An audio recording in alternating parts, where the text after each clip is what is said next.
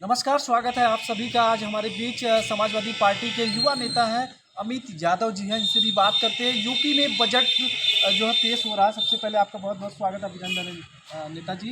नेताजी ये बताइए, ये सरकार का बजट पेश हो रहा है, बजट पर क्या कहेंगे, किस तरह से बजट आ रहा है?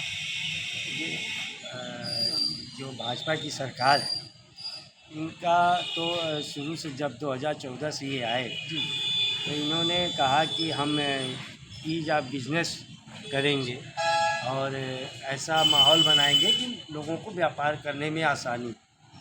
लेकिन मेरा सवाल ये है कि जब से ये भाजपा की सरकार चल रही है, और चाहे केंद्र की सरकार हो, चाहे मोदी जी की सरकार हो, और चाहे योगी जी की सरकार हो, तो ये लोग तो उद्योगपतियों के, चाहे अंबानी अंडानी जैसे लोगों के लिए तो इजी बना देते हैं बिजनेस को। लेकिन वो जो सड़क पे ठेले वाला, पहुँचे वाला। जो फुंचे वाला है, जो गुमटी वाला है, उसको आसान नहीं रहता है बिजनेस करना। आए दिन सोशल मीडिया पे ऐसे वीडियो वायरल होते रहते हैं जहाँ पे पुलिस के लोग जो है लाठी मार के उनको भगाते रहते हैं।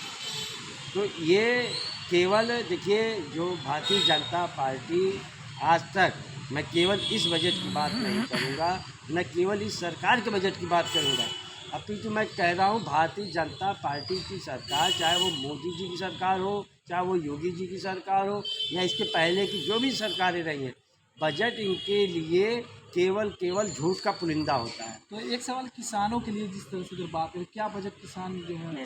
किसान, आपने मुझे बीच में ही रोक दिया। मैं यही कह रहा हूँ, ये इनके झूठ का पुलिंदा है। ये केवल बातें कहते हैं जो उसमें दिखाई कुछ नहीं देता है, और जो चीज़ें हकीकत में होती है उसकी बात ये नहीं करते हैं। जमीन आप बताइए, जो बजट में जो मोदी सरकार की इमेज चमकाने के लिए जो पैसा अलॉट होता है, उस पैसे के बारे में क्या इस बजट में बताया जाता है? आप अभी चले जाइए, सारी सरकारी बिल्डिंगों में उत्तर प्रदेश सरकार द्वारा लगाया गया है। जो उत्तर प्रदेश की जन सूचना संपर्क विभाग है, जी आप जनसंपर्क जानते हैं, इन्होंने मोदी गारंटी का लगाया है। तो बताइए, उत्तर प्रदेश सरकार ऐसा पैसा क्यों खर्चा कर रही है केंद्र सरकार की गुणगान करने में, और वो भी असंवैधानिक रूप से? क्योंकि आप जानते हो कि मोदी एक जाति सूचक शब्द है। अभी कुछ दिन पहले एक माननीय न्यायालय ने कांग्रेस के बड़े नेता राहुल गांधी जी के सदस्यता रद्द कर दी, क्योंकि उन्होंने मोदी शब्द का इस्तेमाल किया था। और हमारा संविधान भी ये कहता है कि हम लोग आपस में जात का जो भेदभाव है इसको ख़त्म करेंगे। इसीलिए किसी भी संस्थान का नाम जात के नाम पे नहीं रखा जाता है। और जब यहाँ पे जाति सूचक शब्द इस्तेमाल हो रहा है, वो भी सरकारी विभाग के द्वारा, इसका मतलब है कि ये जो सरकार है ये काला बाजारी कर रही है पैसों की।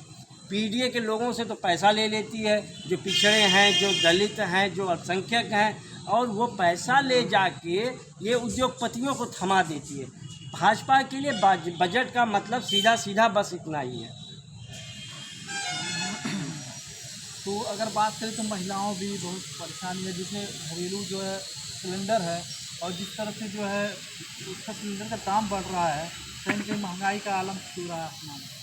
तो उनके लिए तो देखिए, मैंने इसीलिए पहले ही कह दिया कि पीडीए के लोग, पीडीए में हमारे आधी आबादी भी, हमारी महिलाएं, माता बहनें भी सम्मिलित हैं।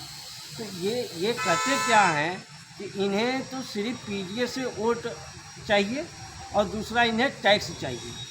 टैक्स के अलावा इनका जनता से कोई सरोकार नहीं है। वो चाहे किसान हो, चाहे छात्र हो, चाहे नौजवान हो, चाहे महिला हो, किसी से इनका कोई मतलब नहीं।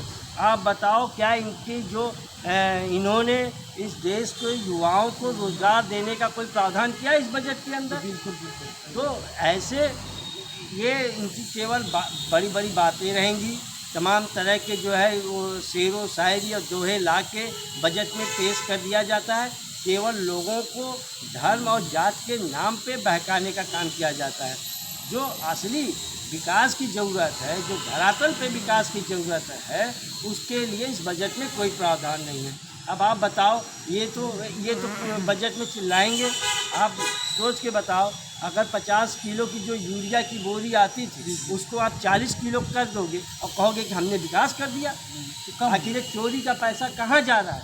तो आज के समय में दूसरी सबसे गंभीर चीज़ है, आप देख रहे होंगे, आप कचहरी में आते जाते हैं, सबसे ज़्यादा फ्रॉड का काम हो रहा है, बैंकों से फ्रॉड हो रहा है। आखिर में वो पैसा कहाँ जा रहा है? वो सरकार के इशारे पर ही ऐसे अपराधी काम कर रहे हैं।